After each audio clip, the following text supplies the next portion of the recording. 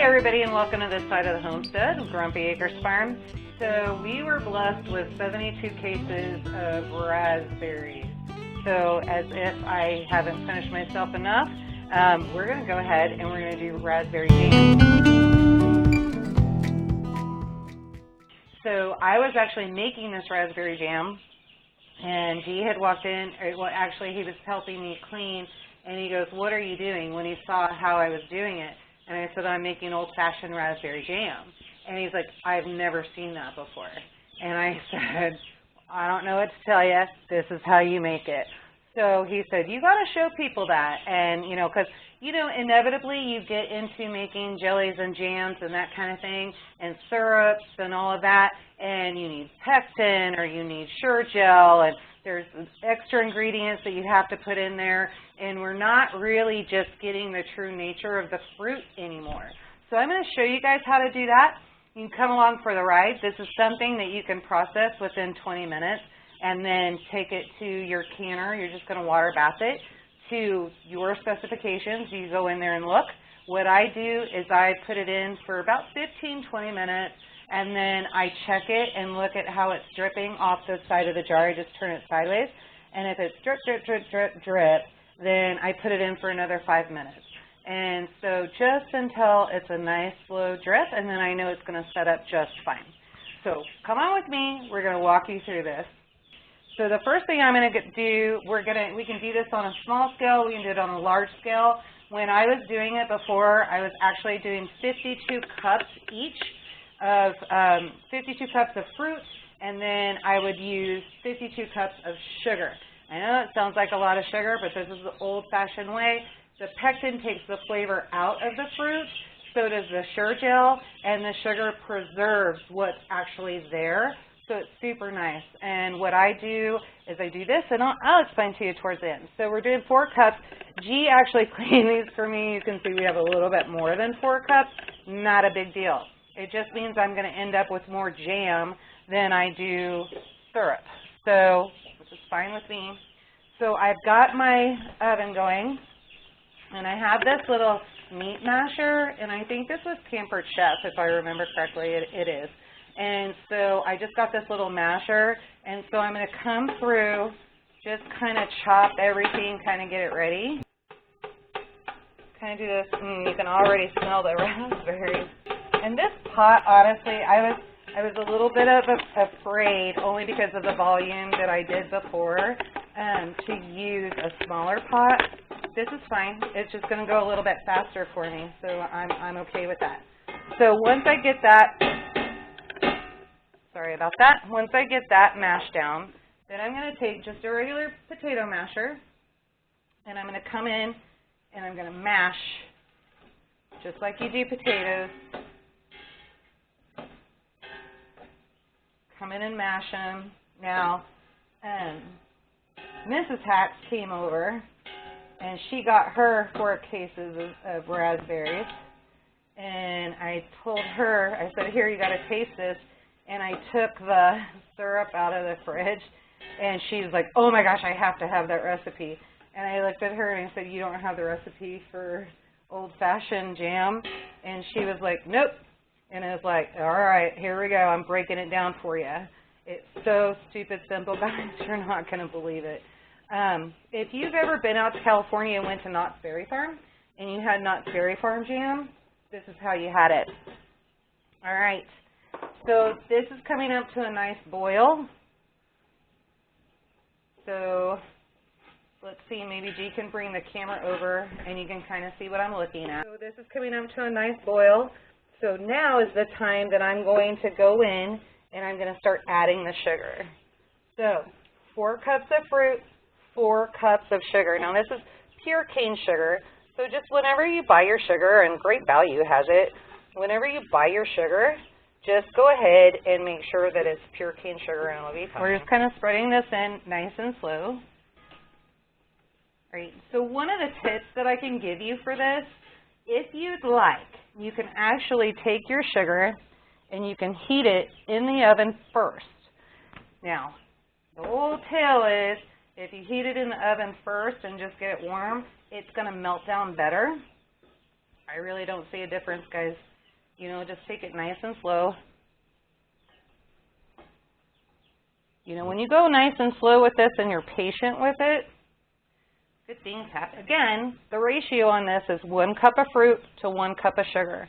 So if you want to do like I did, and I know this is just going to blow everybody's mind, but remember, there's no chemicals in it. There's no other ingredients. Literally 1 cup of fruit to 1 cup of sugar. So 52 cups of fruit, 52 cups of sugar. Now, I did not, with all of ours, I did not just do jam. G got some wine started. We put some in the freezer to make another batch of wine later. And then with the rest of what I have, we're going to get that cleaned up tonight. And I'm going to do pie filling. Now, here's the great thing, and I'm not kidding. It's literally the same recipe. You're just going to leave your raspberries whole. And so you're going to do 1 to 1, and your raspberries are going to be whole. And what I do different, so my jam and my syrups I put in half pint, and then my pie fillings I do in a quart. And that's pretty good for us, so, and company. I did a peach pie the other night, and everybody loved it. In fact, I woke up in the morning, and strangely, there was only 1 sliver left.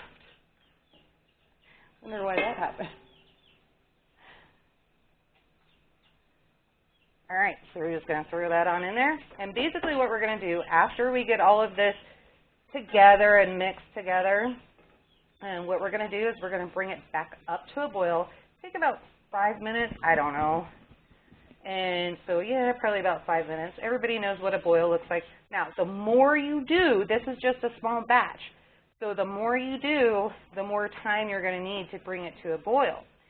So use your judgment on this one. Everybody knows what a boil is. If you don't, when it starts happening, I'll show it to you.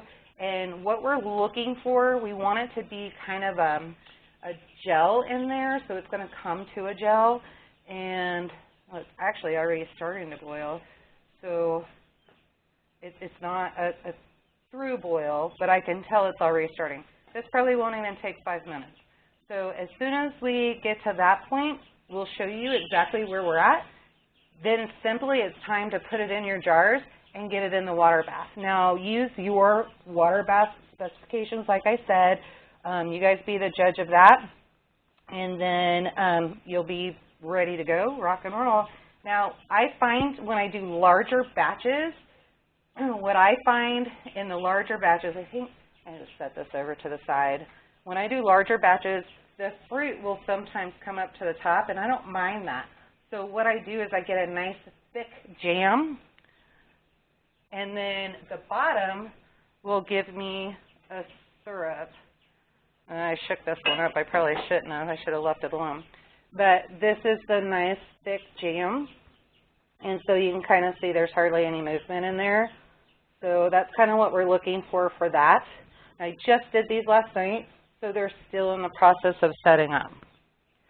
This is my syrup from the bottom, and that syrup, as you can see, it just kind of goes over that way as if you were pouring syrup, right? So you have that. Now this is from, like I said, from the bottom, and that's because I did it in such a large portion. Now we are at a full boil here, so G will bring the camera in and we'll show you what a full boil looks like. There's your full boil. So we're just going to mix it, make sure it stays that way. And now what we're going to do is we're going to start waiting for that to set up a little bit. Now we're probably only at 1 minute maybe there. But you want to make sure that you continue to stir in here, and especially the higher amount of fruit and sugar that you have, you take a chance when this happens of it overflowing. And so you don't want that to happen. So I just kind of come in real easy every once in a while, kind of get that going. Smells amazing. And you can feel it start to thicken up, so we're almost where we need to be. Now, when I say you can feel it thickening up, there's a consistency, and the more you get it, so it's kind of like when you're making Okay, so for example, when you're making pudding or if you're making a soup and it's a thick soup, you know, as you're blending it or as you're stirring it and getting it, you know it's getting set when you're pulling a trail with it, right? Well, so with this, what you're going to find out is it just gets a little bit heavier in there, and that's what you're looking for. That's that feel because that gelatin is starting to come in there.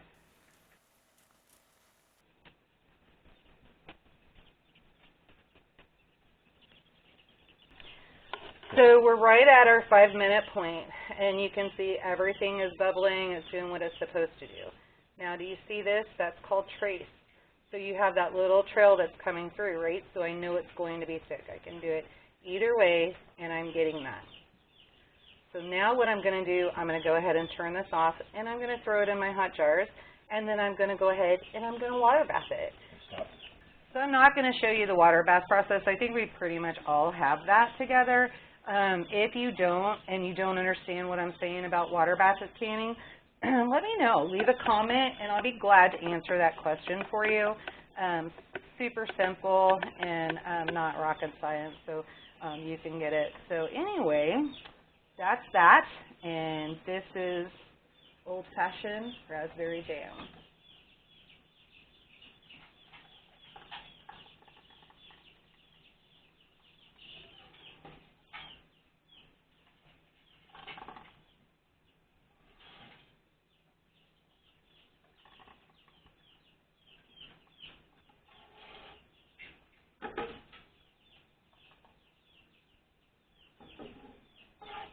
That yielded me 5 half pints. Beautiful. Okay. All right. So I've got everything canned up. I'm going to take it to the water bath canner. Remember, everything's hot, so when you take it to the water bath canner, make sure that your water is hot in the canner. If you do not, your jars are going to break and all your efforts are for nothing. But this is a real quick, less than 20 minutes ordeal, super fast, and absolutely delicious. All right, guys, thanks for joining us at Grumpy Acres. Until next time, go live a life done free.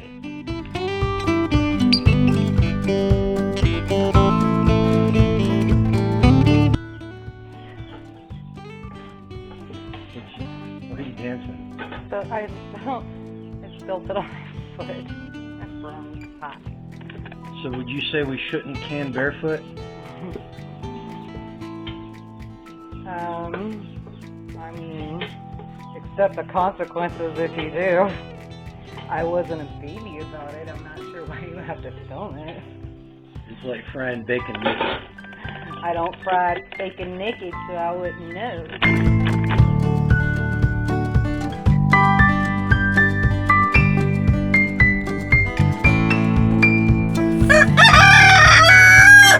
Thanks, Milo.